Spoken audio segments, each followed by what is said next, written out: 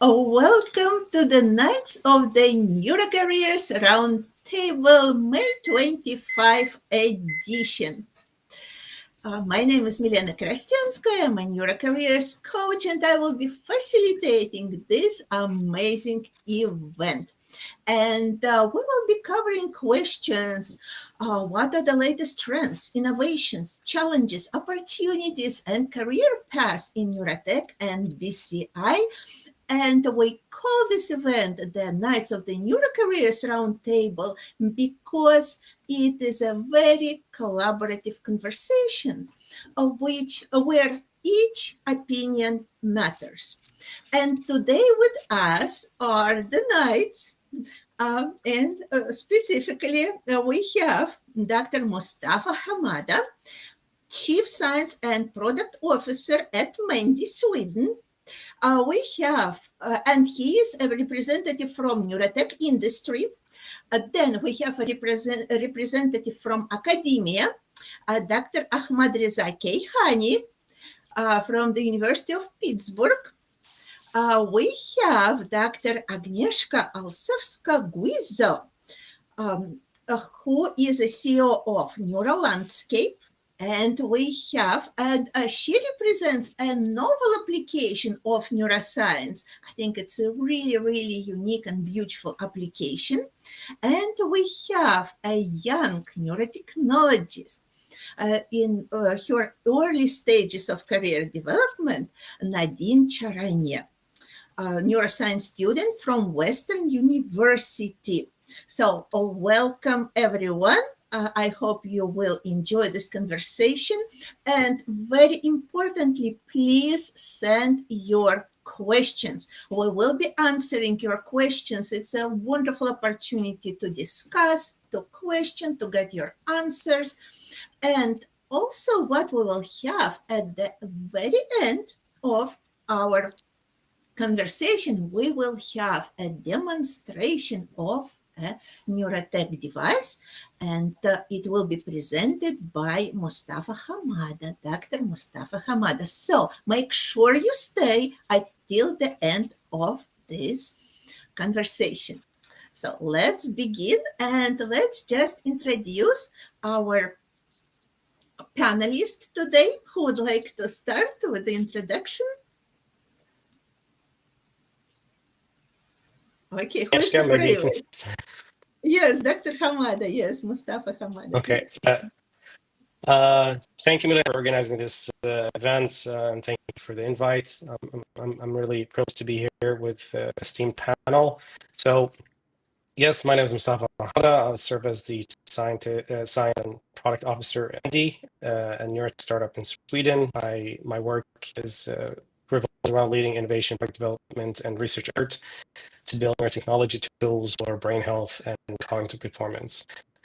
Most of the work sits basically at the intersection of wearable neurotech, AI, human-centered design, all much geared to making brain training more accessible, effective, but also ethical and human-centered.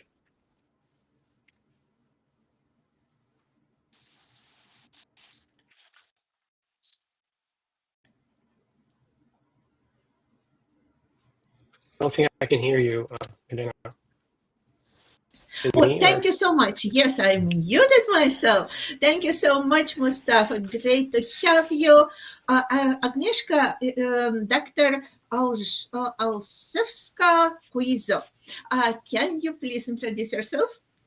Sure. Thank you, Milena, for the invite. And you are almost correct pronouncing my name, which is always a little bit of trouble in the international panel. So my name is Agnieszka Olszewska-Guizzo, and I am head of Neurolandscape NGO.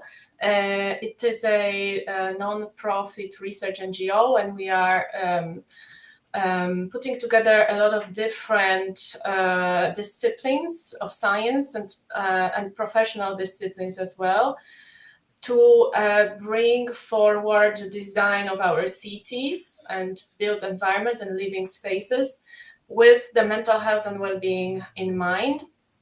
So here actually neuroscience comes really handy, and especially the mobile devices, which I will be talking about a little bit today. So yeah, this is what I do. It's something on the intersection of the design and science with the application in the real life environment. My background is landscape architecture, but for many years I've been just in the academia with neuroscience methods. So I hope I will be able to represent also other disciplines a little bit in that talk. And again, thank you very much for the invite, and I'm looking forward to the panel. Thank you. Yes, we're looking forward to learning everything about this biophilic design and neuro approaches to it. So that's amazing. Thank you. Okay, Nadine, would you like to introduce yourself? Hi, everyone. Thank you again for having me here. This is a really great opportunity. And thank you to everybody who showed up. So my name is Nadine Charania. I am currently a master's student at Western University in Canada, studying neuroscience. I'm just at the end of my master's, so I submitted my thesis, but my research was focused on virtual reality and neurofeedback, specifically in the realm of alpha neurofeedback and improving mental health, specifically using wearable devices. And I've actually started another master's now in counseling psychology. And I'm hoping to integrate some neurotechnology such as neurofeedback with psychotherapy. I think there's a lot of hope for that in the future, which I'm sure there'll be an opportunity to speak a little bit more about later. But I'm mostly here to just give a early career or student perspective on neurotech as a future career, and just to give kind of some insight from that point of view to anyone who might be early on in their career, or a student who's interested in neurotechnology and perhaps its integrations with psychotherapy. Yes, thank you so much. And that is so important. I truly appreciate you doing that and being brave, because Nadine contacted me as soon as she saw my first announcement of this Neurocareers Roundtable and wanted to participate. So I appreciate it. Thank you so much, Nadine. Thank you. Okay, and we have academia representative and the former BCI Award nominee. Yes, International BCI Award, which is something that I think all of our viewers should consider, and Dr. Ahmadreza Keihan. So, Ahmadreza, can you introduce yourself? Thank you. Hello, everyone. Thank you, Milena, for having me again.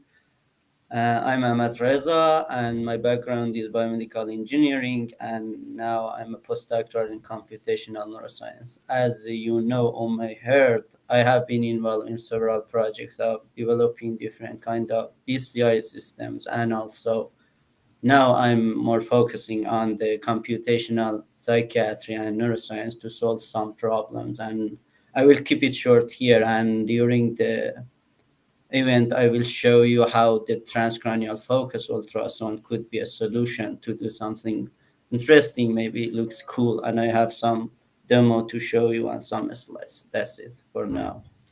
That is amazing, and I appreciate, Ahmadreza, you continuously participating in the events, so and providing so many valuable insights to our listeners.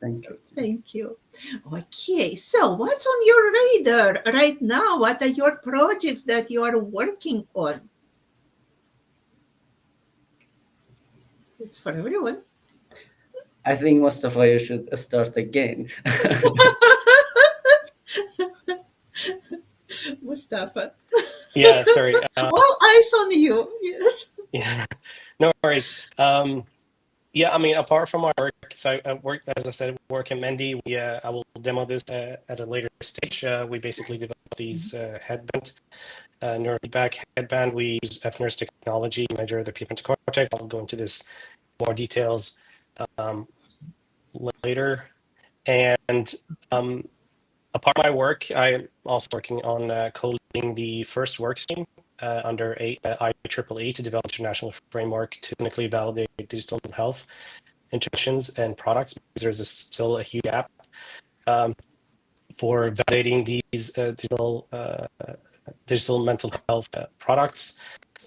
Also working as an advisor for Responsible AI UK, a project to develop a multimodal application between humans and robotics. And this comes at the heel of basically that, we're being bombarded with, and there's the ability of more wearables more than ever. And the project is particularly led by Alexandra Lewandowska of Nottingham University. And it's basically exploring how social robotics can interact with human data, physiological, but also brain data. And what we hope to get out of this is we're really co-authoring a paper, a manuscript basically, to address the real-world risks of brain-robot interaction, including the risks of privacy, autonomy, bias, and the need for neural rights and more aligned design systems. And besides that, I work as an advisor for a couple of mental health organizations as well, and also I'm teaching graduate computer neuroscience. Computational neuroscience and statistics at the university. So but the IEEE project is really, really interesting. It's a panel of CEOs and also FDA representatives, but also the project with Nottingham University is actually very, very interesting. So these are the sort of projects working on the side, but they're also conducive to my work at Mendi as well, as we're using the Mendi device to measure activity in this social robot context. That's so interesting. Actually, I maximized your window. Can you show us the device again, the Mendi device? Sorry, yeah, sure, of course. So it looks like. So this is the Mendi device you wear on your forehead, like this. It basically uses FNIRS, or functional infrared spectroscopy. So we measure basic oxygenation levels in the frontal cortex in response to activation. And we developed, so we have an app, both iOS and Android, that basically applies this feedback loop, train your brain, and I can demo that later during this call. So this is basically the device. It's very lightweight, it's 60 grams or so, and this is what looks like the hardware configuration. So you have dual LED here in the middle, and then you have the channel here to remove system artifacts, and the long channel measures from the brain tissue. Yeah, and that is so interesting. And we discussed it a bit in the podcast that we recorded, that Mendi decided to use FNIRS, yes, instead of EEG, which is a most common solution. Yes, and that is an interesting question that we might ask you, why and what benefits it provides.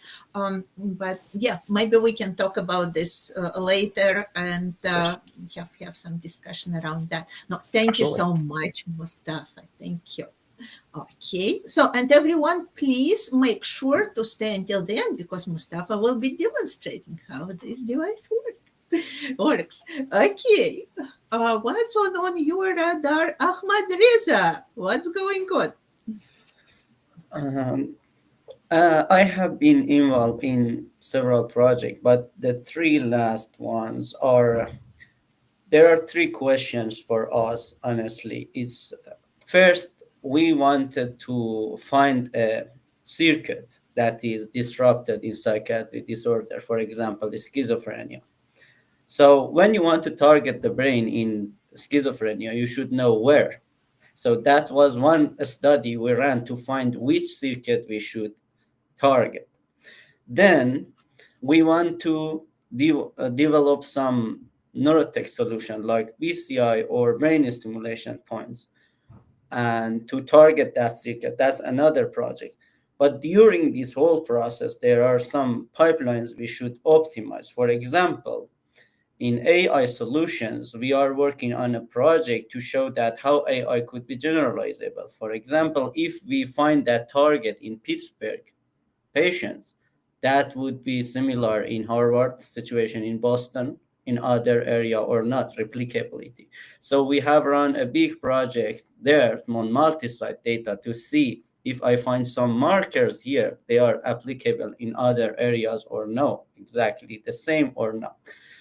And that's the three main questions we are showing here. But And for running the transcranial focus, because it's a new one, I will show in the rest of the talk. But the problem again there is that how do you know that you engage the target? And how do you know that it will work or not?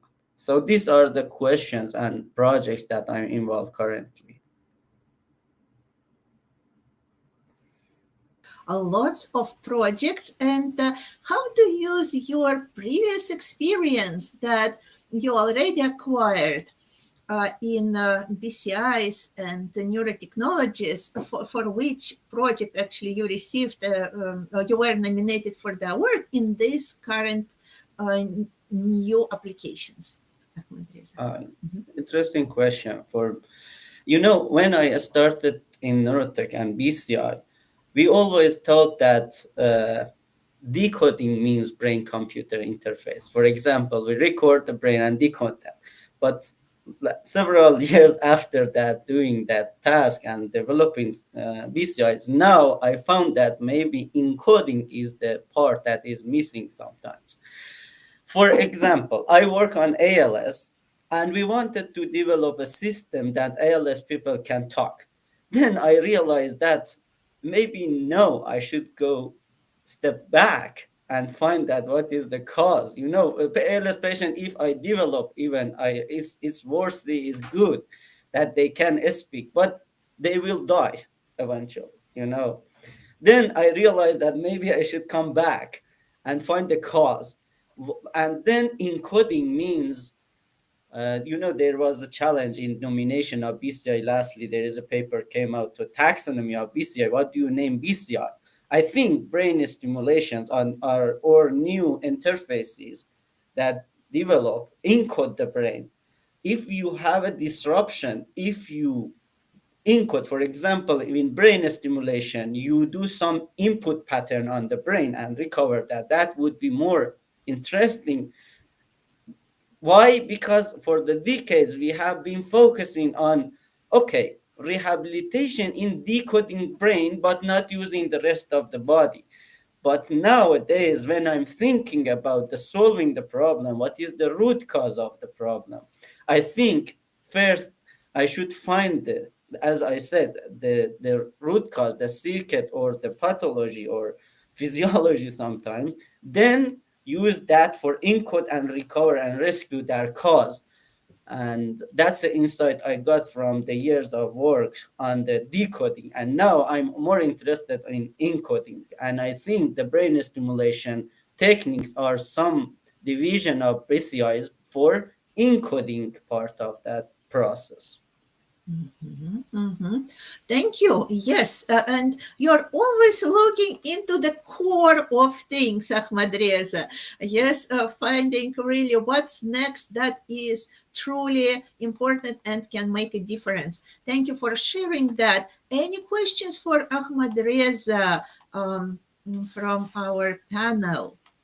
I have a question, briefly. Since Andrea, since you work with computational neuroscience and psychiatry, are you guys? So this is something that I'm very sort of a huge advocate of, because most of the way we describe psychiatric disorders, anything from major depressive disorders to anxiety to whatnot, is all based on sort of retrospective assessment, right? It's a cross-sectional assessment of how the patient feels. And given that both of us have a computational science background, one thing that I got stuck with is, and I'm huge, again, proponent of, is using complex dynamics to describe psychiatric conditions. Is that something that you guys, or are you having any interest in or working with? Instead of, because we want to look at psychiatric conditions as time series rather than cross-sectional assessments, especially because it's also been applied to schizophrenia. To be able to, because if you turn these conditions into using complex dynamic systems into more time series and looking at it as sort of a fluid conditions with trackers and bifurcations and so on, I think it makes it easier to be able to predict any conditions start to flip, basically. So is this something that users are working on, or can be working on, at least, because I think that type of the school of thought that uses complex dynamic systems has been very niche, very small, and I think because most psychiatrists don't really have training in physics or mathematics or statistics to begin with, so it's been very all the papers are very sort of esoteric. Very few people can understand it, and yeah, I wanted to hear your thoughts on this. What you guys Thank you, Mustafa. I heard an echo in your question. I don't know is for audience is the same or no, but if I understand your question, I will rephrase it. If is your question right or not, I understand it right or not. The question is that what is the role of, maybe let's generalize it, what is the role of computations and seeing this processing longitudinally during the time?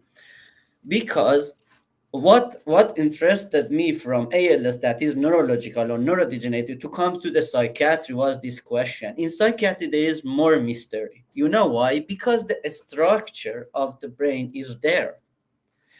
And here, yes, the question is mostly maybe is because of the state changes, function changes.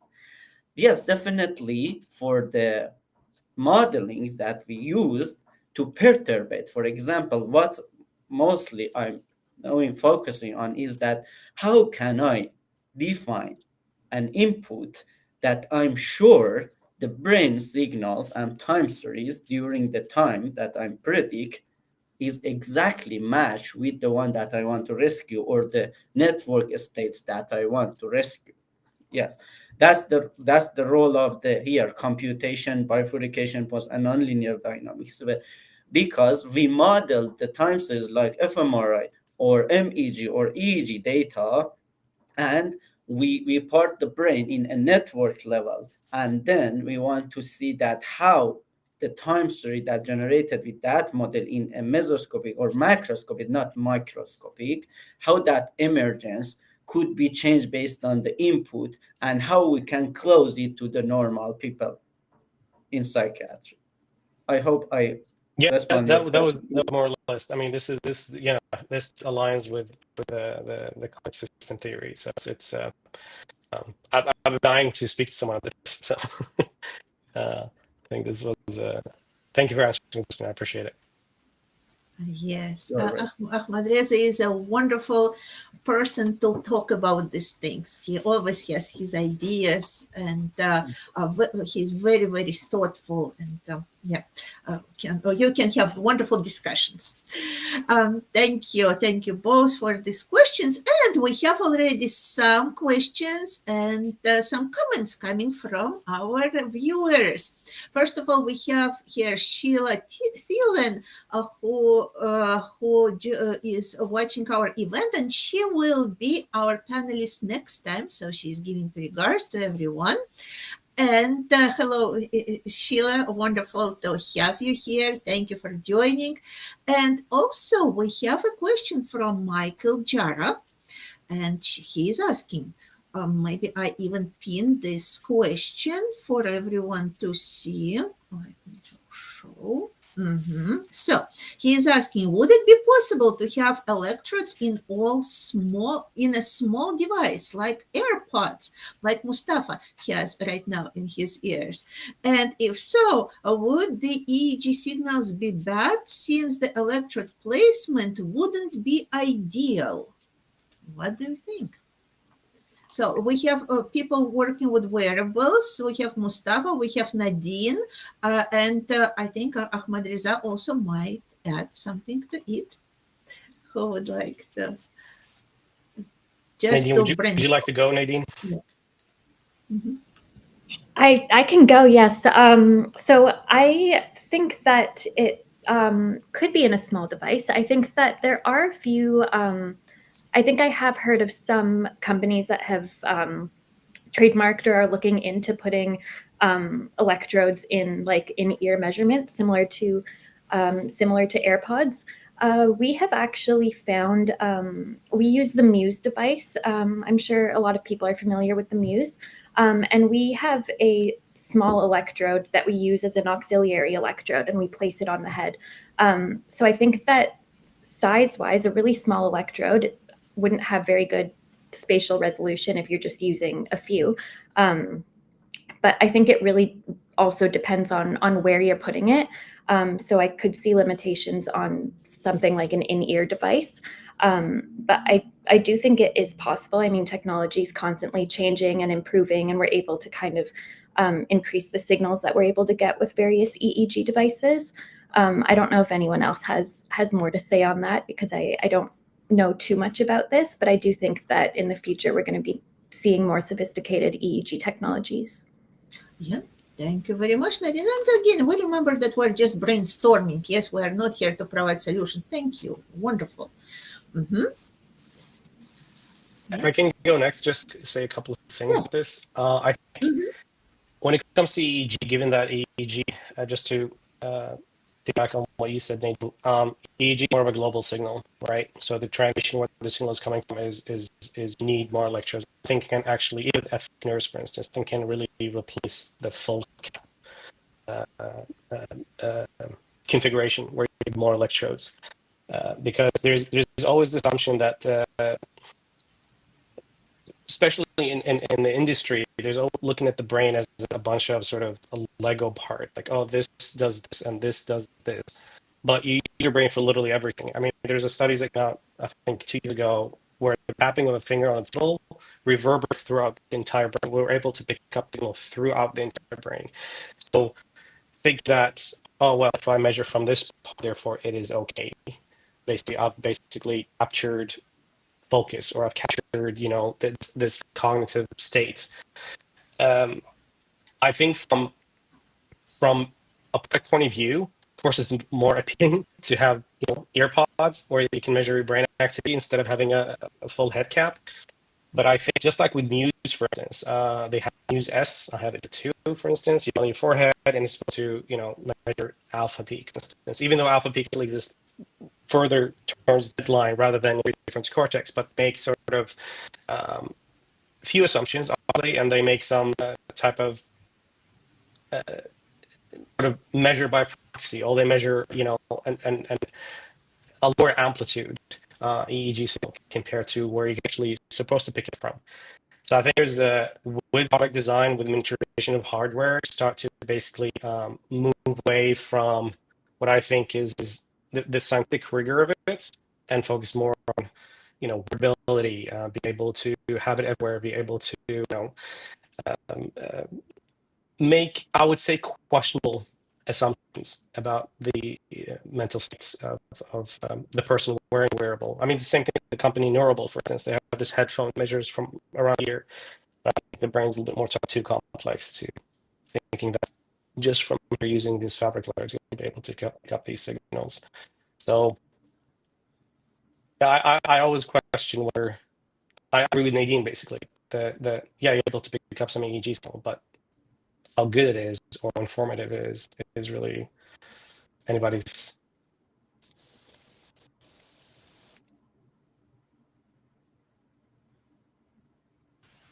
Yes, yeah, thank you so much, Mustafa.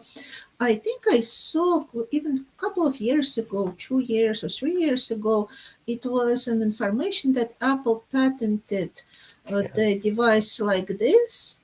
It was ear insertable earphones with the EEG electrodes in it. So I think that there is already the development in this space, but probably from what we gathered speaking today, it's not ready yet. Yeah, so we don't know what it is doing and how reliable it is reflecting our mental states.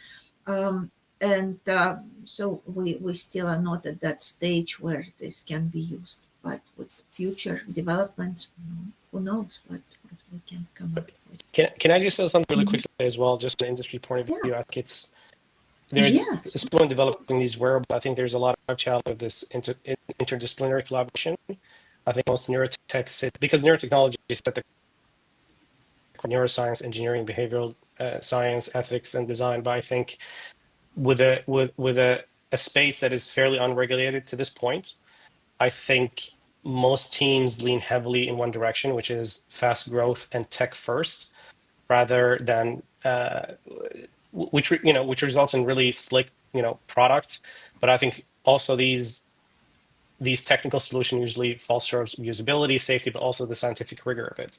This is why I question these, having to be able to, measuring a global signal just from having two electrodes in your ear. I think it's an oversimplification of how the brain works. And I think this is why it becomes a really nice product, but whether it is really an effective product that really have a good high fidelity readout, yeah, that still needs to be proven, of course, in a clinical setting. But this is just from when you have such a space that is unregulated, it's always tech first, and make the product as sleek as possible, because basically I think these neurotech wearables are becoming more of an accessory rather than sort of a medical tool, if you will. Yeah. Thank you so much, Mustafa. And you already touched upon challenges, and we'll talk even more about challenges in the field next. But maybe Ahmadreza has something to add to this conversation. Do you want me to respond to this question? Yeah, if you have something. If not, we can move. If you want to go next. Yeah. For this question, Yeah. The question here is not, I think, is not what we can do or not. For the device, you can do with technology in any size, but the question is that what do you want to read? What do you mean by the brain signals here? If you mean electromagnetic part of it, there are MEG.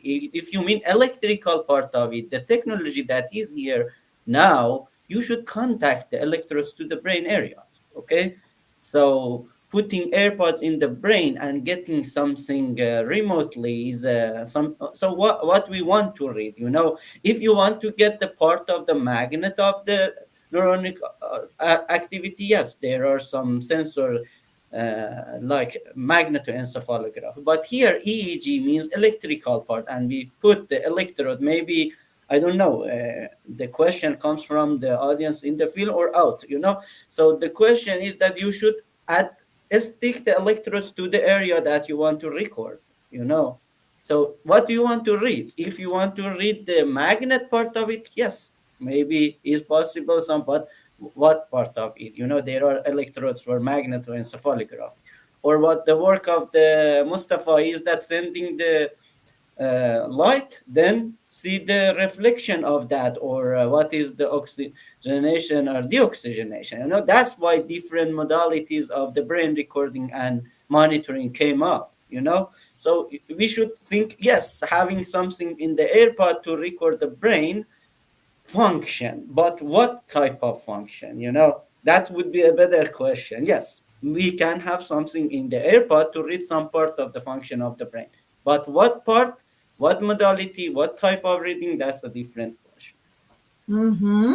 Thank you very much, Ahmadreza. And I think this discussion is definitely bringing more and more interest, because we have another comment that came, and it is from Farhan Asim, and he says that Emotive tried the same earbuds with their MNA device, which was a 2-channel EEG device. But I'm still skeptical about their accuracy and efficiency. So if you could shed more light on the mobility of these EEG devices and mention whether they can affect the quality of EEG data.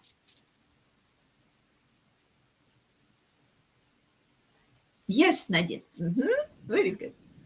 So I think, thank you for your question, Farhan. I think that there is kind of, there's a trade-off often between convenience of these wearables versus the like temporal and spatial resolution and the quality of the measurement. And I think that at this point, with the technology that's available now, we're not able, we have to kind of look at that trade-off and look at the pros and cons. So I think that there are some adjustments you can make. So for example, using the Muse device, we have found that if we use an extra electrode, but we put some conductive paste, we're able to get a really good signal. If we're able to moisten some of the electrodes, we're able to get a better signal. If we're able to kind of fasten the device more snug on somebody's head, we're able to get a better signal. And all of those are kind of less convenient. They take away the convenience of just putting on a headband and measuring your EEG activity, but they do yield a better quality measurement. So I think it's about looking at those costs and benefits of the convenience of the wearable versus adding these other elements to get a better quality measurement. And I haven't tried it with the Emotive, but I'm sure there are perhaps ways that you can get a better quality measurement by putting a little bit more time and effort and equipment into it. And I think one big topic of debate is the wet versus dry electrodes in terms of getting a good quality measurement. So I think that having electrode paste or anything to moisten it obviously takes away from the usability and the convenience, but I think that that could be a point that might be worth it in terms of getting a better measurement. So I think also a lot of research is being done and will continue to be done on using these wearables and how we can kind of improve the signal quality, and things like using a wet electrode or using moisture might be something that we need to keep even when using the wearables if we want to get a good measurement with the technology that we have available now. Yeah, at least at this point, yes, absolutely. Anybody wants to chime in, or we will consider this answered? Yes. So thank you very much, Nadine. Great response. And thank you, Farhan, for sending your questions. So please continue sending your questions. And we have one more question from Jennifer Biest. She is asking, and let me bring your question actually so that we all could see. Okay, what role does objective measurement play in demonstrating efficacy of the Neurotech applications?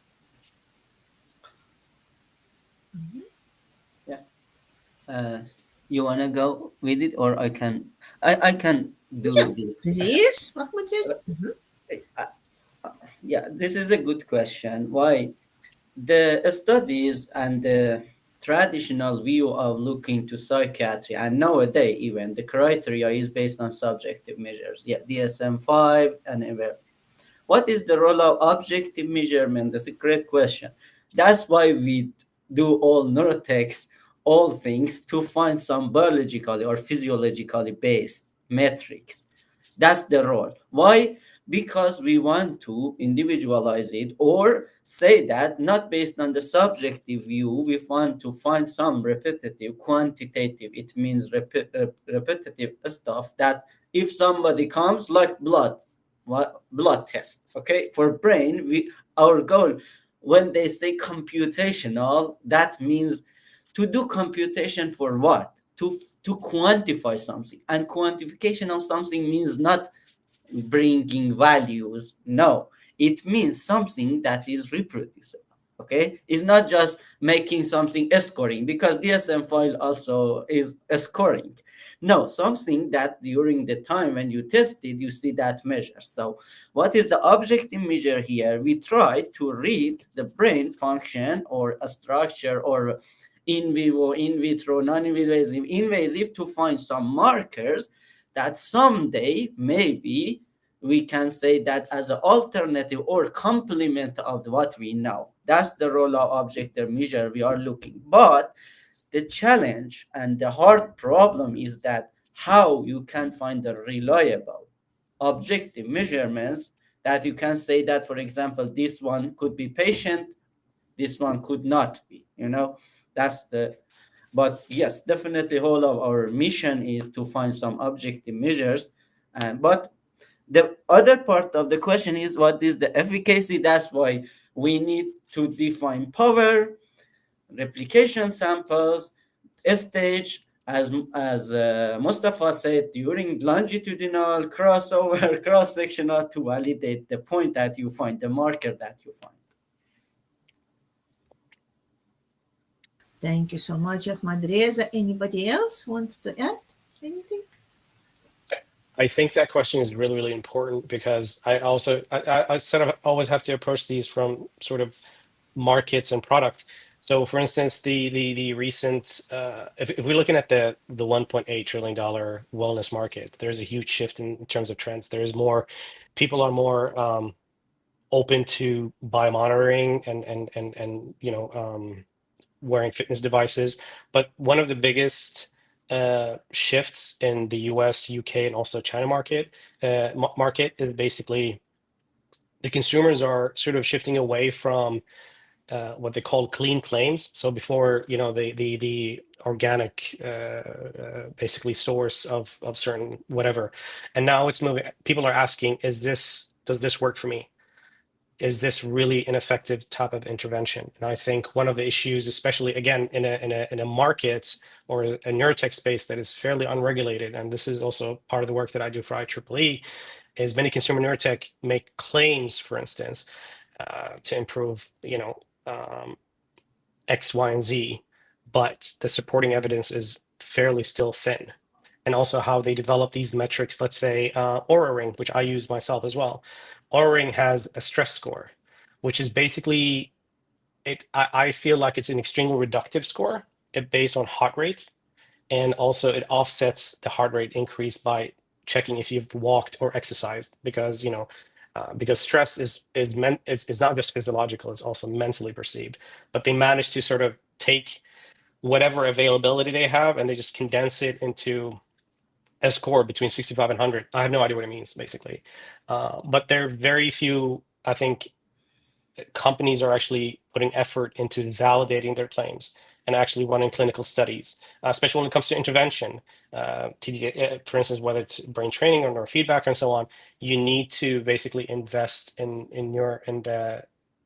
already at the first prototype stage. You need to test the protocol that you are developing and turning into a product, and using clinical or the scientific method. And that there's many ways to run to test the efficacy of these interventions, like running a distributed RCT study, for instance. So I think this is also things that's currently the challenges of the market. And there's also, because it's blurring really the line between wellness and clinical application gets easily blurred with very slick marketing and claims. So I think it's but over time, I think this can cause a serious reputational damage for the company if they make claims and it turns out to be not the case. And also because FDA and the European AI Act and IEEE, all these regulations are catching up to try to regulate and to create sort of guardrails in the neurotech space, and making setting a certain standard for what claims you can make and what you need to do to really measure the efficacy of your intervention or metric. Yes, yeah, thank you so much for mentioning that, Mustafa. And of course, I want to thank Jennifer for sending the question in. I have a comment from Stephen Applebaum, who is joining us already for the second time, but he says that he has problems in hearing us. So I want to ask our viewers, if you cannot hear us well, please let us know.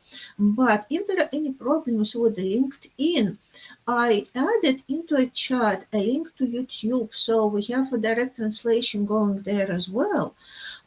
Please try using it and see if it helps. Yes, so Stephen, thank you so much for being with us already the second time. Try that YouTube link and we will see if it works, because it looks like Stephen wanted to ask more questions about wearables and EEG. It looks like this is really a topic of interest. So, but meanwhile, Stephen is trying a different way of listening. Let's continue our radar situation. Yes, what's going on in your space? And we have still Jennifer and Agnieszka, who haven't talked yet. Who would like to do it? I'm okay to start. Maybe I have a few slides to share, and I think it will tie in very well with the previous conversation on wearables and specific questions we like to look at, and what kind of device we want to use to answer specific questions, right? So this is the most important, I would say, outcome of this previous conversation. So in neurourbanism, which I represent, is a new emerging field. There is certain types of questions we are answering and certain populations and certain solutions. These are not clinical solutions. We are not dealing with patients. We are not dealing with pathologies and clinical applications. We are answering and diagnosing actually the environment, not humans. We want to make sure that the environment we live in is optimized to serve the most benefits, to be optimized to promote and protect the mental health and well-being of the urban residents. So this is a completely different story from what we are mostly used to in Neurotech, and it's developing, although there's still not many studies done in the actual sites, in the actual living environments. And here I want to talk a few words about the study we are conducting at Neurolandscape, where this is a study under the Green in Cities Horizon Europe program. And we are developing for that specific project, Green in Cities, a method. It's a multi-method kit, pretty much, called Neurourbanism assessment, and that is allowing the cities and various stakeholders within cities to have an evidence-based planning and design recommendations for cities. It can also help to demonstrate the success or failure of any urban space intervention, like introducing new park to the community or introducing new shopping mall in the community. It allows for comparative analysis between regions and areas within the city, like neighborhoods or any other area of interest, settlements, and also continuous monitoring of the mental health outcomes in place of the average brain of the typical resident of such city. So what we did for this particular study, and it's still like clearing the path, we are still, our team is literally during the data collection period at the first of 3 cities we are going to visit, Nova Gorica, Slovenia. Then in August, we will be also data collecting in Helsinki, Finland, and in Athens. We will do that in the 2 time points, before and after the large urban space intervention.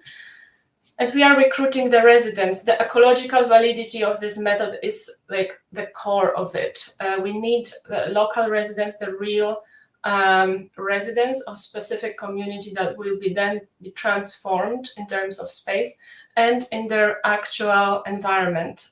So no lab recordings here. We rely on the multiple quite prolonged data recordings or recording sessions that they conduct at home and in the outdoor space. That's why we are relying on the wearables. And this small leaflets present all our methodology protocol, which I don't have time to go into detail. And for all that, we of course needed to find the adequate mobile EEG device. It had to be the wireless device, of course, connecting with Wi-Fi and Bluetooth. It had to be lightweight, compact, and allowing the storage storage of the recorded data in a reliable way, have the adequate battery capacity and sampling rate. It had to provide comfort and usability by anybody really within our age group of between 18 and 75 years old. It had to be, based on the previous research, it has to address the frontal parts of the brain. So it has to address the frontal lobes and brain activity, especially alpha and beta. It cannot, which is quite controversial, cannot have too many electrodes.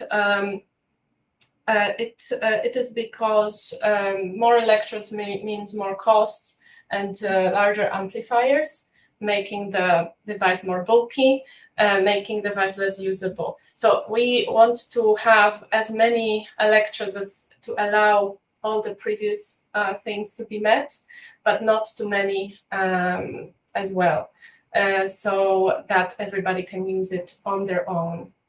We also rely on dry and active electrodes, and we have made a selection, comparison between a lot of different market solutions. And as you could probably tell from before slides, we have selected the Muse 2 that was already mentioned here by colleagues. And we rely on this one as the best choice. But so far, it actually works good. Our data quality is satisfactory, I would say. We were actually quite surprised. There is not as much data loss. And what was the most surprising and the most exceeded our expectation is that after the 20 days first data collection in the site of Nova Gorica, we see that people are capable of conducting the sessions on their own. That includes both baseline recording and light activity recordings. There is not too much of noise, and the data is properly uploaded to the drive and stored properly, so we will be able to hopefully gain some meaningful outcomes of the study.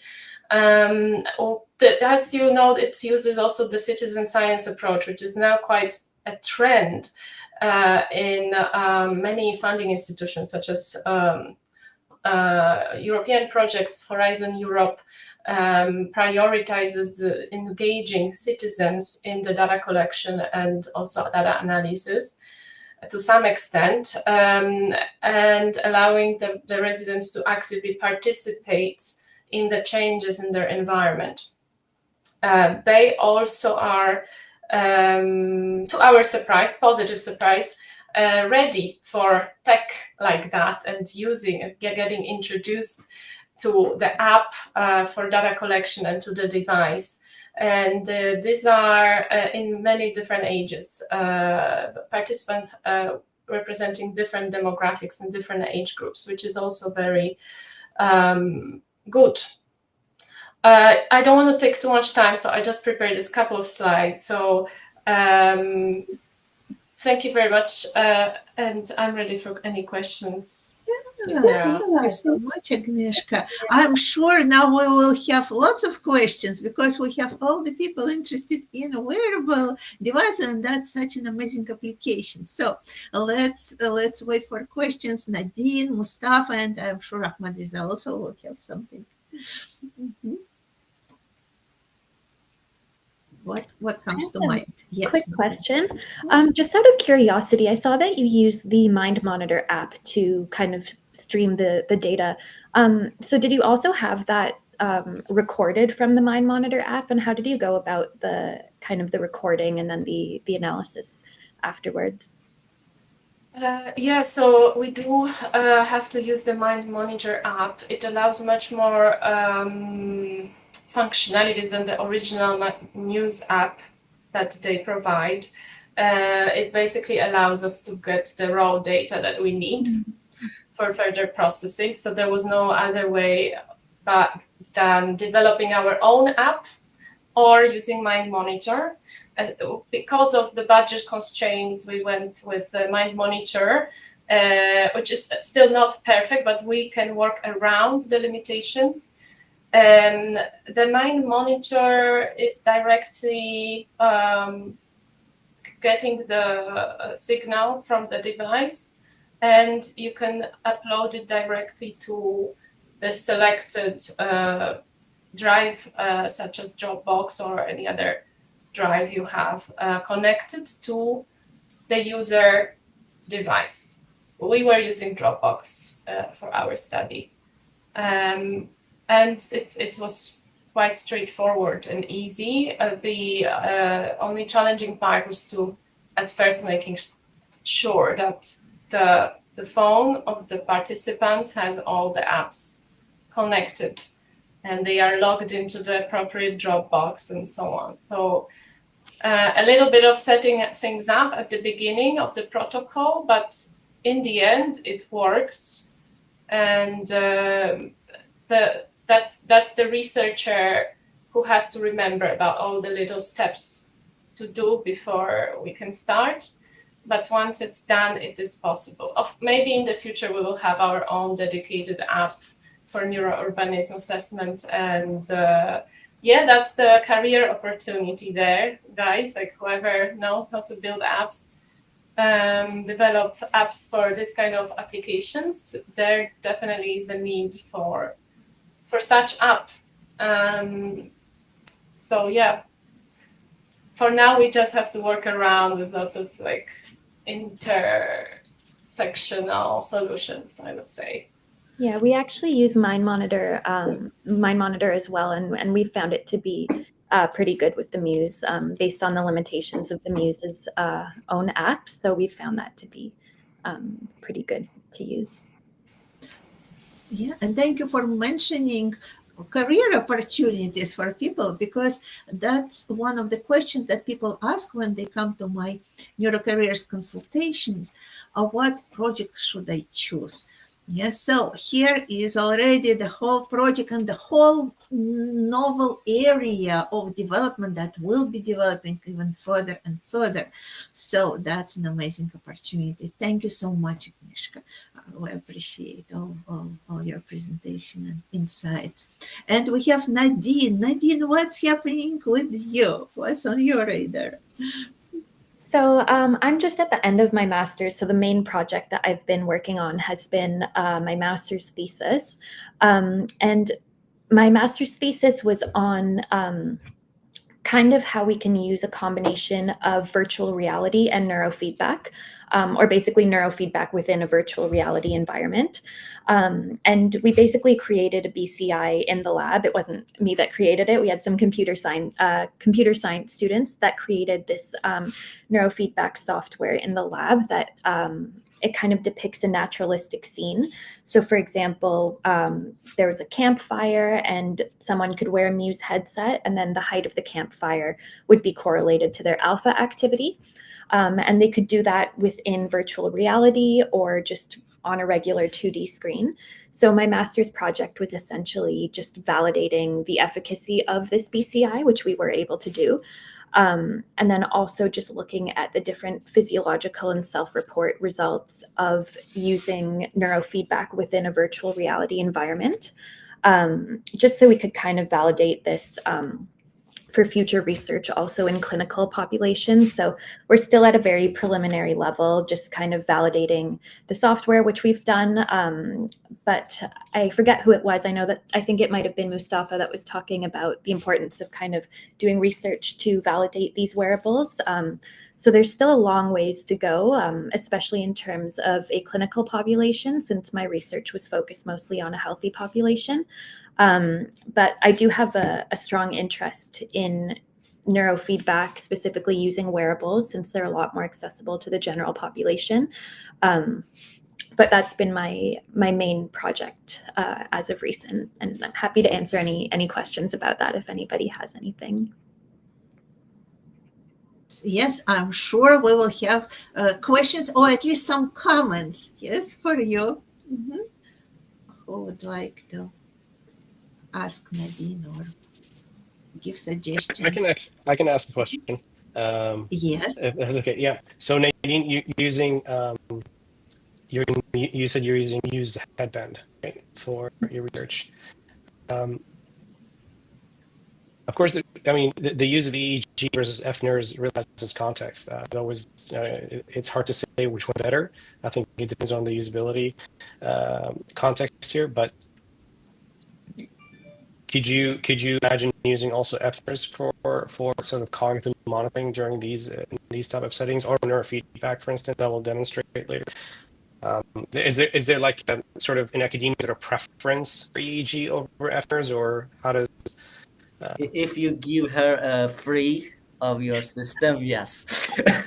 I'm more than happy to do that. We're actually releasing a research app with Mendi after summer, so you'll be able to access all your raw data directly from the headband.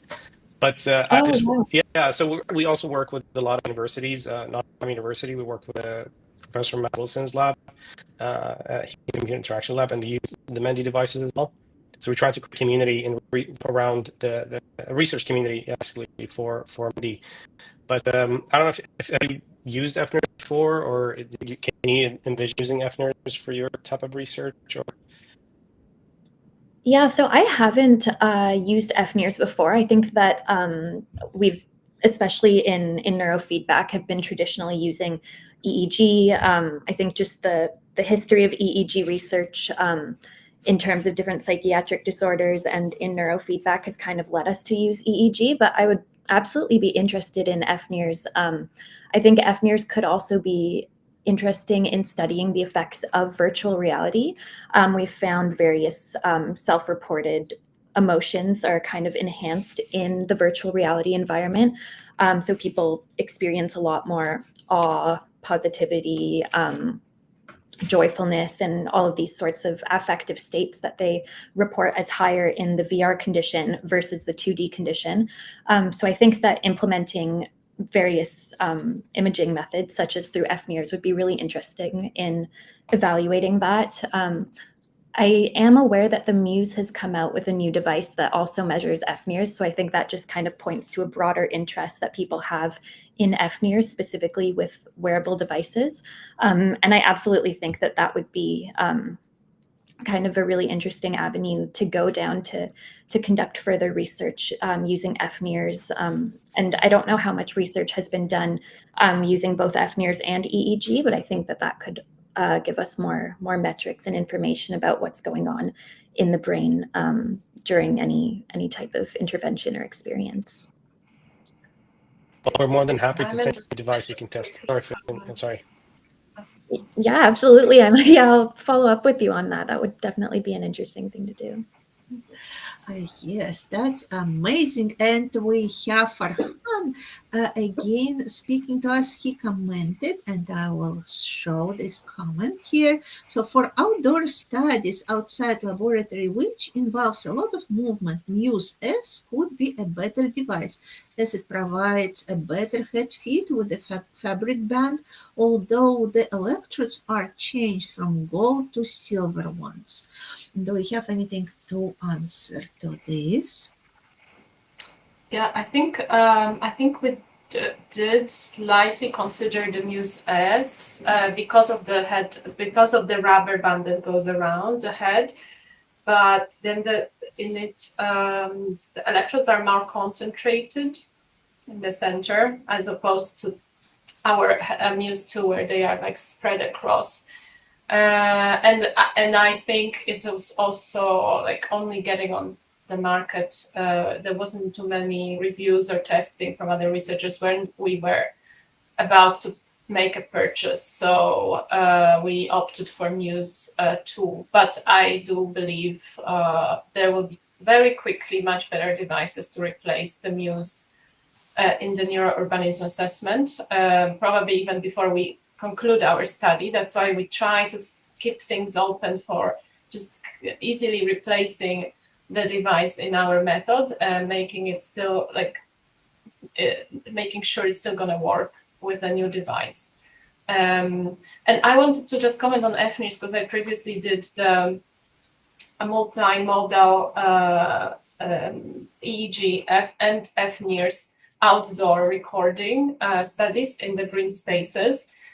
And for FNIRS, the only limitation for such recording is that there is much more lagging. Well, before the pattern of the activity changes, you need to wait a little bit, right? Because it's based on the blood oxidation rather than like very fast-paced electrical activity of the brain. So I wouldn't recommend it for anything that requires time point, special events signatures, but in like block design and continuous data collection in like exposure to specific prolonged stimulation of like 1 minute plus, it's suitable.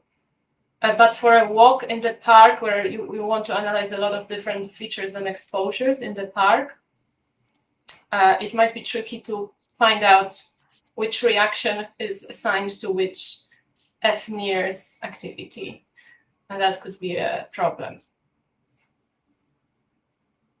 Yeah, thank you so much for your comment. And we have a comment from Stephen Applebaum on the same topic. And he says that everyone should consider FNIRS, but 2 things to keep in mind from a basic principle perspectives.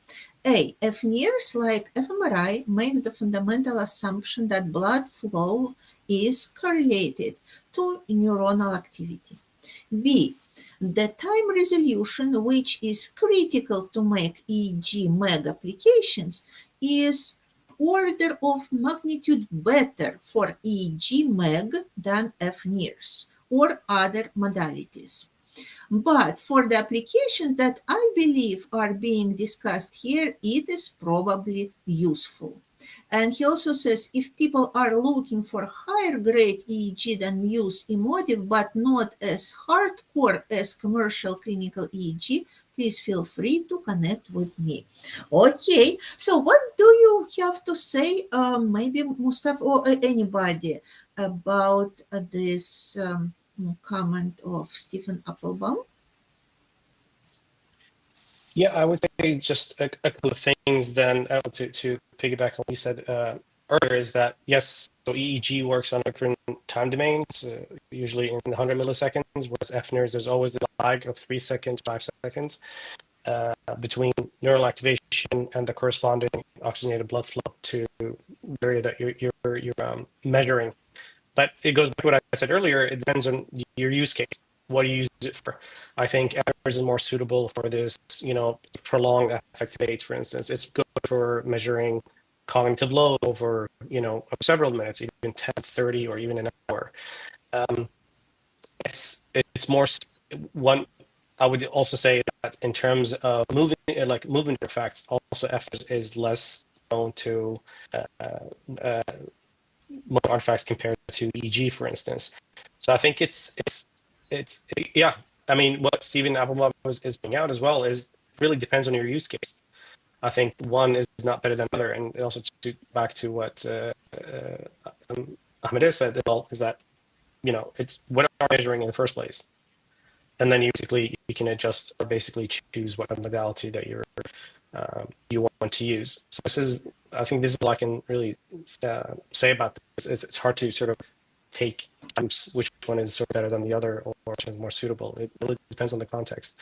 For us, Mendi, for instance, it's neurofeedback training. The sessions are 50 minutes or even longer. So for this, obviously FNIRS is more suitable.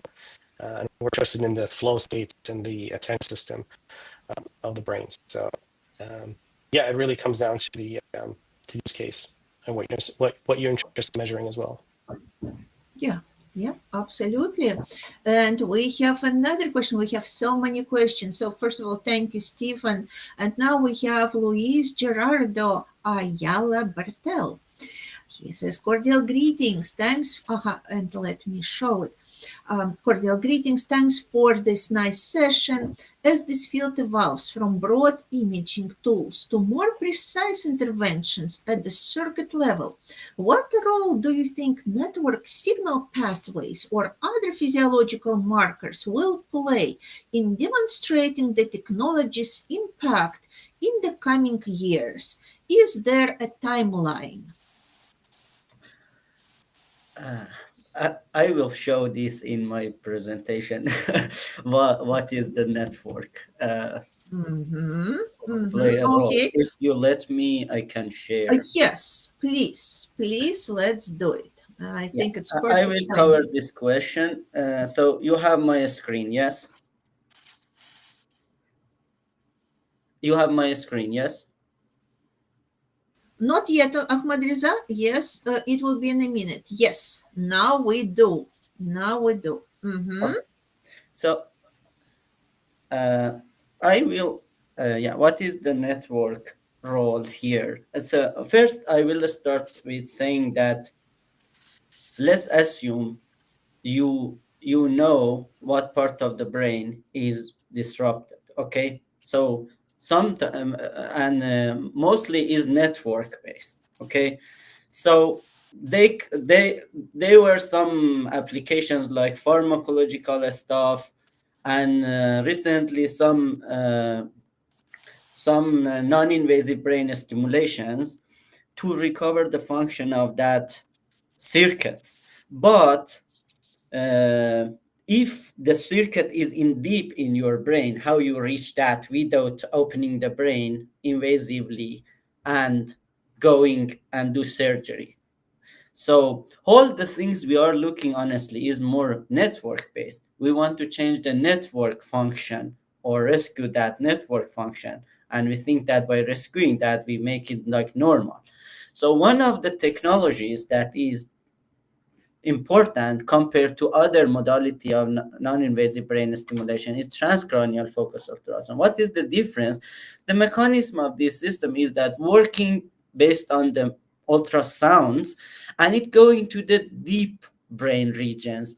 The TMS and others have helped a lot, and TMS got FDA, but cannot reach in depth with precision. But what is this technology is, you see there is a transducer and there is a system that you can change the settings to set the parameters.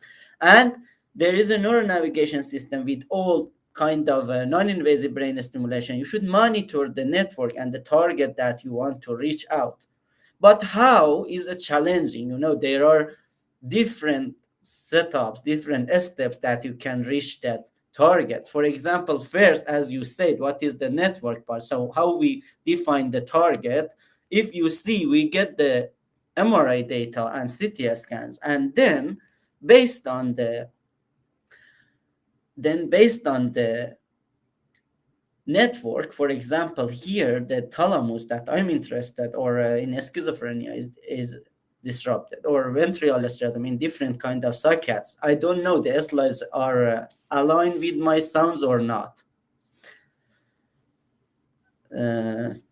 So let's assume we have a thalamus here. So we define the thalamus, and then with prefrontal, that is the network that we want to recover it. So we first define the target and we see that we can reach out or not. The transducer has a capacity to reach out to that target or not. For example, in our lab, we have this transducer. We know the depths that this transducer can reach out. The next step is that how do you stimulate that to be sure you excite or inhibit? There is a challenge here. There is no definitive rule yet. There is a lot of work needed to prove that what parameters you choose, what is the effect is excitatory or inhibitory. For example, we use the inhibitory for one of the grants, but there is a question that we are trying to optimize this process and find the parameters. These are the parameters that we can send. Based on these parameters, you can change the state of that network. And to do the stimulation in the real time and be exactly be sure what are you doing, you should fix the subject's head and put the transducer with the gel pads or some kind of the straps to be sure that you target correctly and without moving too much, because the focus will be changed. So we need to be very precise here in this modality compared to others. And we do the simulations. how we know that we get the target, and then after the fact network, we define the transducer position, then we know the target, and we define the trajectory that we should reach that target, and we do the simulation and see that how much we can reach that target. Is FDA approved or not? There should be a threshold, because the heating, and you might cause some deficit if you do not do the threshold of FDA. So we do based on the FDA thresholds. And there is a challenge. We have a brain, so where you put the transducer to be sure that you reach the target. And again, there is an infinite space, but there needs to be an optimization process. And based on some criteria, you find at least heuristically where you should put the transducer. And we do this iteratively with modeling, and to see which, for example, this one, the third position is the better one, because we don't have refraction a lot and we get the target more focused. And this point shows that where are the points on the brain that you can set the transducer that have an intersection with the target. I'm going fast because I think Mustafa has something also. So then when we do the simulations, we check that the target that we reach, how much stimulate, how much intensity reach that, and how much increase in temperature rise, and it should be less than 2 degrees based on FDA, and it should be less than 720 milliwatt per centimeter square. So we check that we reach the target with that stimulation or not, and we check in different softwares. There is some inconsistency, but we should be in all of them, we are lower than the FDA threshold. So position, target, and we reach that target or not. And there is some problems how you rule out the effect of the placebo or sham. For example, you have an active and sham part. For example, if subject doesn't know that for one condition, there is an option, because when you do this intervention, you subjects hear the auditory or also some feeling of somatosensory effects. So how we delete these effects and know that we target and reach that target with the ultrasound, not the effect that we see is because of auditory or somatosensory. So there are some sham and control options that we have. For example, one of them is that for control, we do not turn on the transducer, TFOS. One of them is that we flip the transducer, that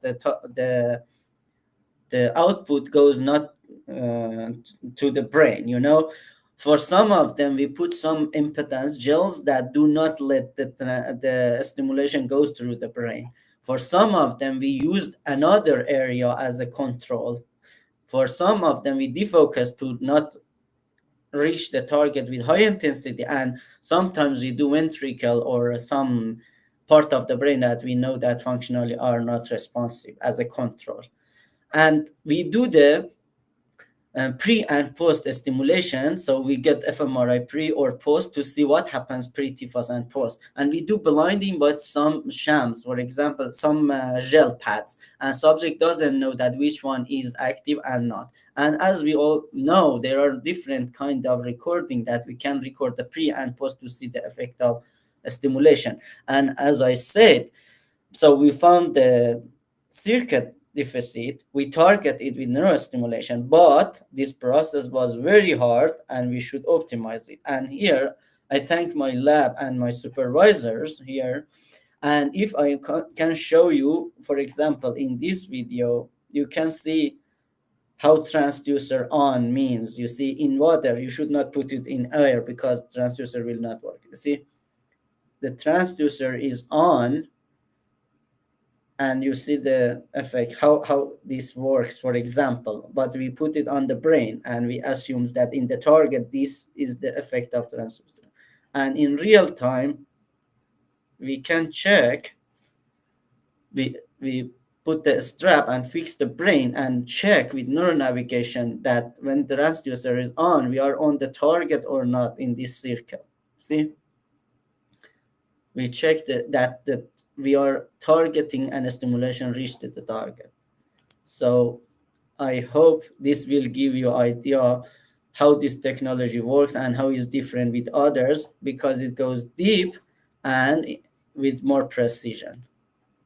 Yes, thank you so much, Ahmadreza. Actually, I have a question how it differs from temporal interference electrical stimulation in terms of effect, because it also temporal interference electrical stimulation can access those deep areas of the brain. But maybe we will bring this question for the next time, because we still have a demonstration from Mustafa. But thank you so much. And I'm sure we would have so many questions for this discussion. So we need to do a separate just on this. Thank you. So let's do, we are moving not as fast as before because of the question. So let's see what Mustafa has prepared for us. I will Great, make thanks. sure. Really interesting. Yeah. Okay, let's make sure everyone can see your screen. Yeah, I'll yes, share the screen now. And I will make this also. Yes, so you are sharing the screen, yes, yeah. Mustafa? Okay. Let me see. Can you see my screen? Okay, in a moment. Yes, Perfect. now we do. But we don't see you. No, we see, where are you? Let me make sure we see both you and... I see me. So. You see yourself. I don't see you. Okay, for some reason. Okay. Oh, wait. Excellent. All right. Okay. You can see my phone screen? Yes. Yeah. Yes. Okay, and we see you. Yeah, that's perfect. What I'm showing now is actually a dev. It's a build that we have not released yet, so it has additional games that we're implementing. But what you're seeing here is basically it develops a gamified neurofeedback using FNERs, and the headband basically measures frontal cortex activity in the region of the brain that plays a huge role in executive function, attention, working memory, impulse control, and also goal-directed behavior. And unlike EEG, just for the audience, I'm sure you guys know already, ours measures oxygenated blood flow, so specifically tracks oxygenation and deoxygenated hemoglobin. And when the brain is active, more oxygen-rich blood drawn in. So what we're doing is using those dynamic changes as a proxy for the mental effort and focus. And I think what makes the difference is that from passive tracking, it's interactive. So the users will receive real-time feedback, and it's a closed type of feedback. You observe, you regulate, and you receive feedback. This is what makes the neurofeedback experience. So this is the app. I will just start a session, and I'll get through it. So it's our new session. The device already connected. The user added Loveless, and it's a 3-minute sessions. So there's a lot of pressure on me that I focus here for the game. You start, you report your moves. So I'm happy and nervous, alive, I'd say. You continue, and then you rotate the screen here. I hope this screen worked as well. Oh, thank God it did. Oh, yes, it did. All right. So now it's basically calibrating and finding the signal. 5 seconds. All right. And what you see here basically is a game, and it's what we ask the users to do is that when you enter the game, because it's upregulation neurofeedback, so you basically commit to concentration. So this is a way to exercise your focus, basically looking at the screen, and as you focus, as you activate your frontal cortex, you draw in more oxygenated blood, and the comments or the asteroid will rise. So the purpose of this game is that the comments rise as much as possible, and every time you see these circles is basically that 1 second control. So for each second that the comment goes up, you get these circles. We gamified this, and actually it's better to use it with headphones because we're also using Brain FM music. that basically elevates low beta in the prefrontal cortex. It helps you focus, and so it's a type of music that trains your neural activation. So I'm going to focus now so I can see how it behaves.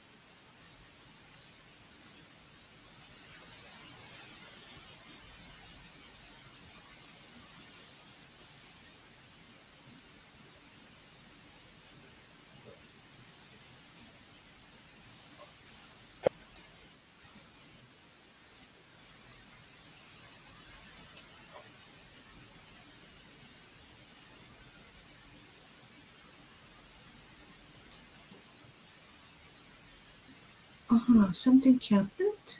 Yeah, Mustafa was disconnected. Mustafa was disconnected. Okay, while he's connecting, we have one more question, and Nadine, I think, can answer. The question is from Taisia Demchenko. So she's asking how fast a person can learn.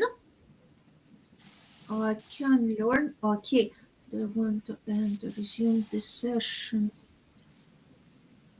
Can you still hear? Mustafa, yes, you disconnected for a moment. Okay. Yes, yes. So let's finish. Yes, we started already with questions while you were away. Yes, let's continue. All right. Okay. Yeah. Basically, this is pretty much it. So you can see this game in oscilloscope of your prefrontal cortex, right? As you get into concentration, as you get to focus, the ball will rise.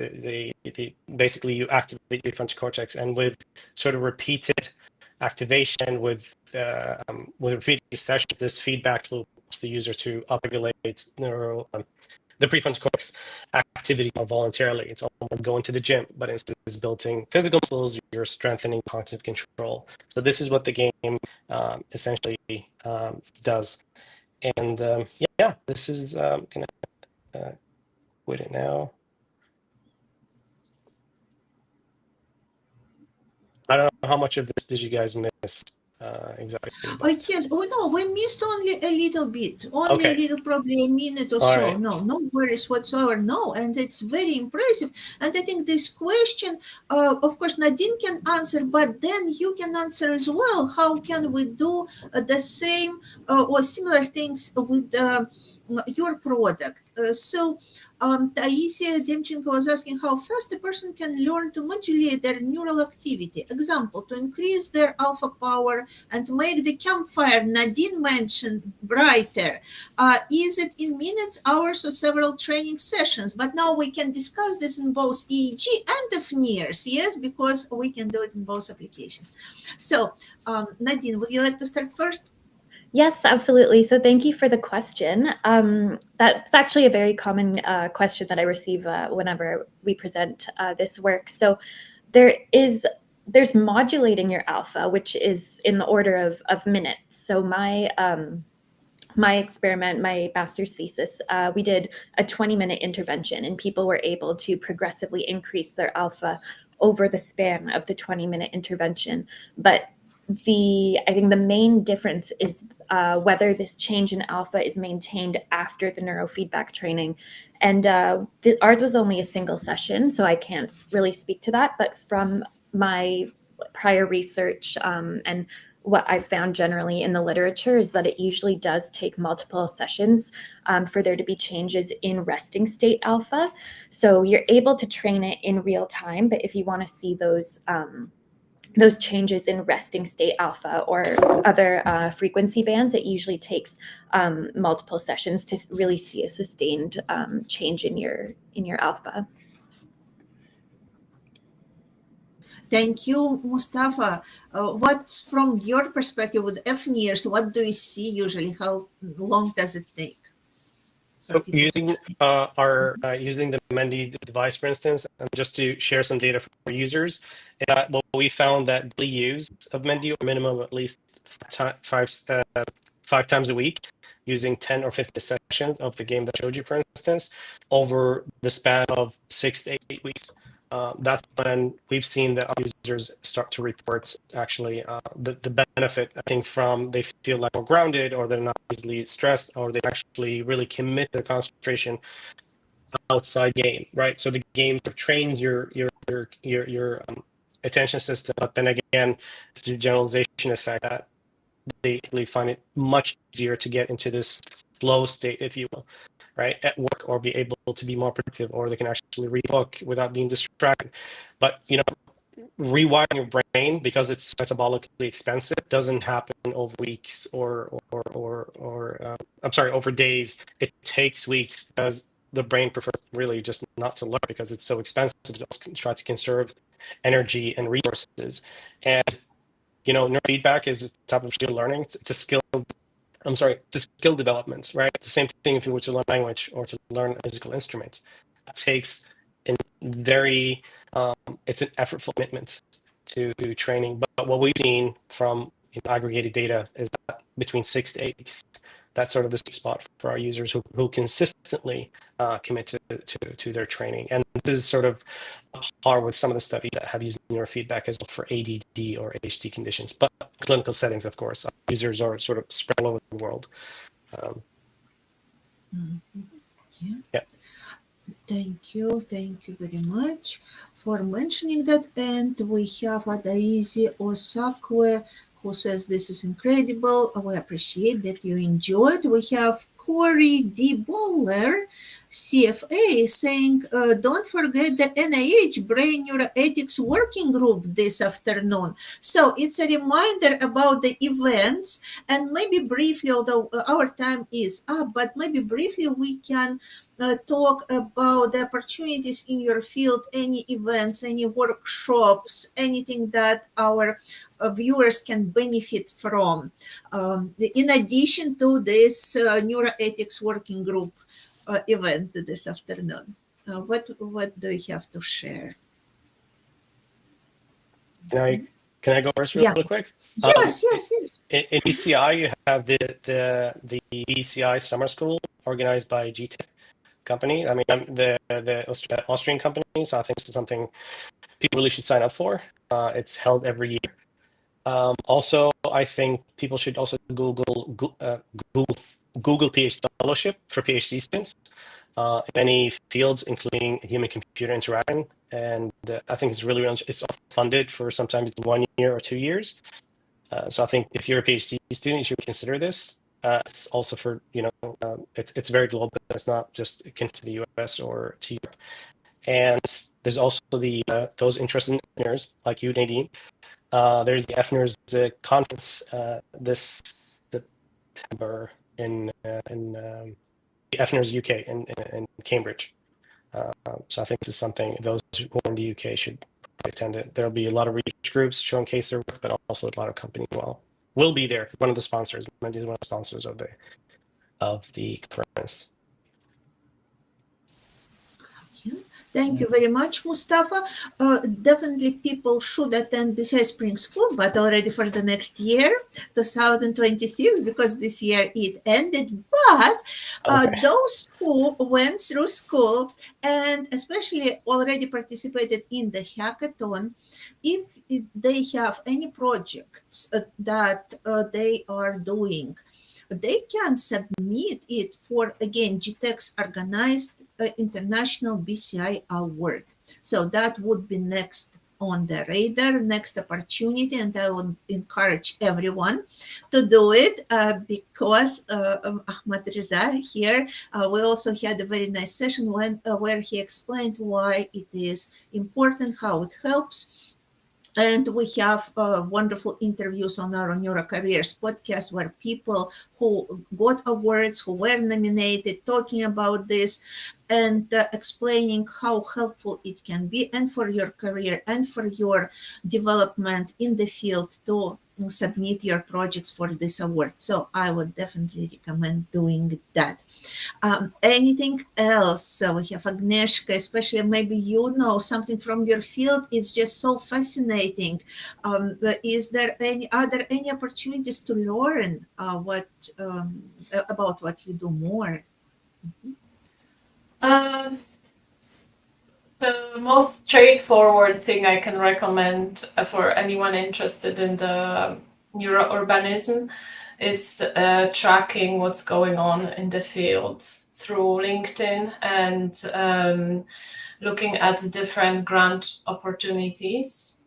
For example, just recently, the end of April, the European Commission released the New West Work Program for Horizon Europe projects, and one cluster is dedicated to the digital solutions and also to improve mental health and well-being in cities. So looking at the collaboration opportunities, because neurourbanism is not one discipline, it's like merged disciplines. So you need to be in a larger group if you want to do that. You need to collaborate with different disciplines and different stakeholders. So the best field to practice it would be the collaborative settings of research projects, and Horizon Europe is one of them. Also, yeah, I was hiring a couple of research assistants, research fellows recently, but this is already done. So you just have to have eyes open and be in the right place in the right time. And yeah, maybe there will be more opportunities coming up as we are constantly applying and reaching out as an NGO, but also within my academic community, my teaching, like talking to students of biophilic design. There are interests, the schools are interested in neurourbanism workshops for students or classes for students, and that there is also opportunities in there organizing this kind of events. So yeah, there is still, it's like the thing of the emerging fields. There is like everything and anything you can do, but no specifics. So yeah, just keep your eyes and minds open, and that's my advice. Thank you so much. Yes, Mustafa. Yeah. Yeah, sorry. Just to maybe not for the year, but next year, I would encourage those who just finished their masters or do an internship for Mendi to apply for next year. Was looking for interns to work on many projects basically, and we're such a small team. So I would encourage for next year, for your summer, to apply for contact me or some support on Mendi website for application to internships. Mm-hmm. Mm-hmm. Thank you. Anything else from Nadine or Ahmadreza? Yeah, so I'm actually doing the Brain Hack School at the moment. I think that's a really great opportunity for students. So what that is it's kind of like a month-long program where you can learn different different programming languages and different kind of stats, and especially their relevance to neuroscience. I believe there's 7 sites around the world that are running it, and I'm doing the Toronto one right now. And I think it's really great, especially for students who may have an interest in neuroscience and neurotech, but don't have as much of a background in computer science, because my background's mostly in psychology and behavioral neuroscience. So it's definitely a great introduction for students who are interested in neurotech and want a little bit more learning opportunity on the more computational side. Mm-hmm. Thank you. That's amazing. I even didn't know about this school. Thank you for mentioning that. Ahmadreza. Okay, long story short. Okay, for our audience, we always go to Society for Neuroscience, so Society of Biological Psychiatry, SOBP, brain stimulation every 2 years, and neuromodulation is 1 year, maybe in US.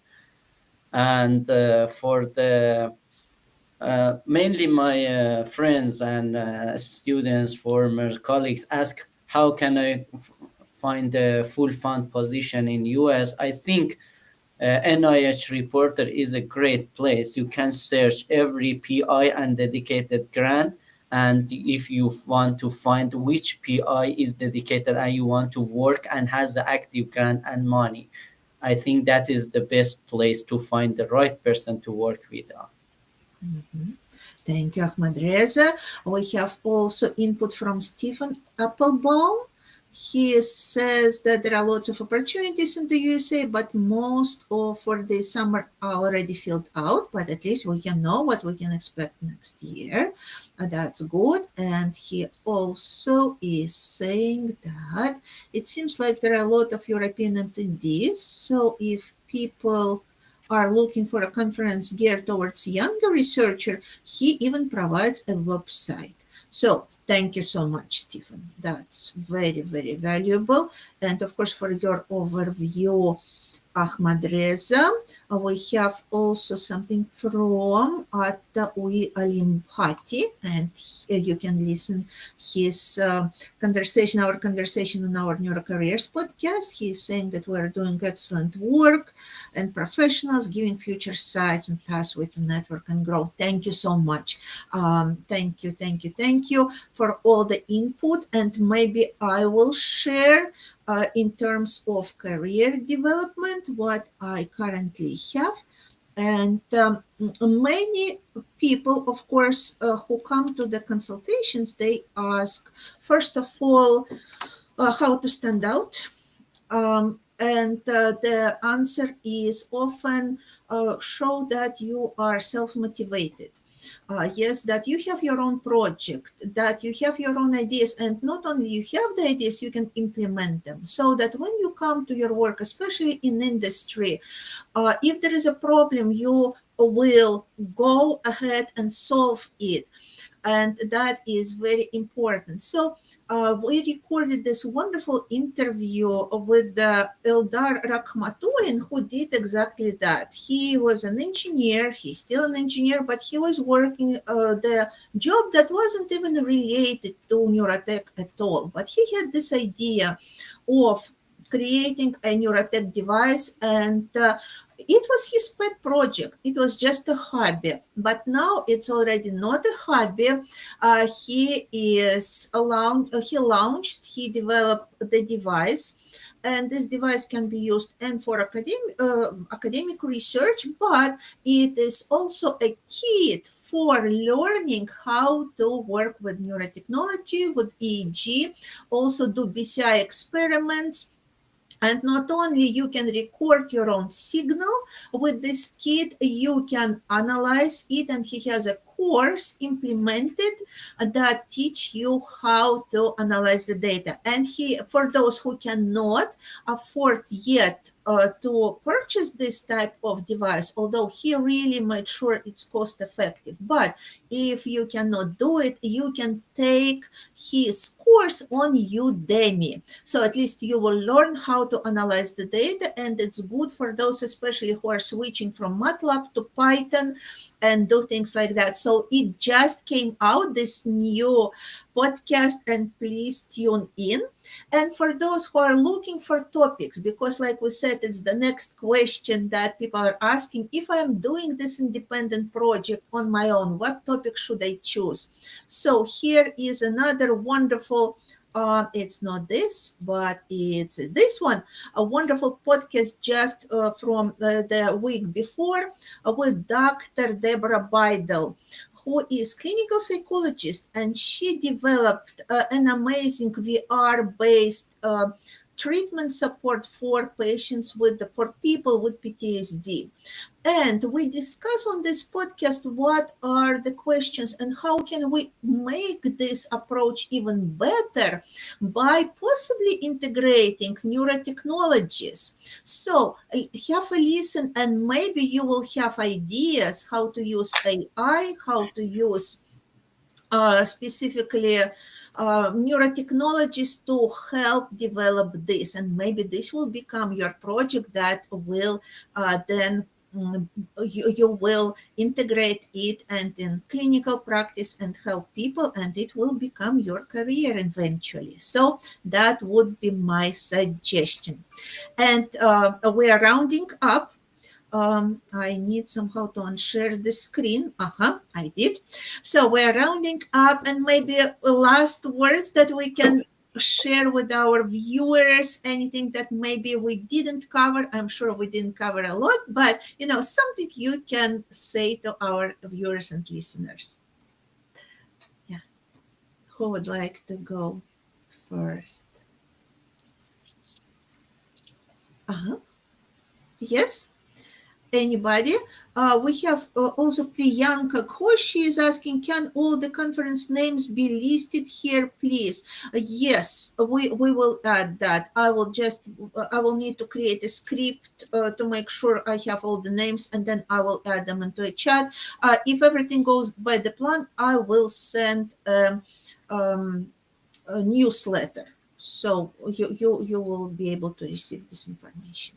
Okay, now anybody else? Last words to our listeners. Mustafa. Yeah, I would.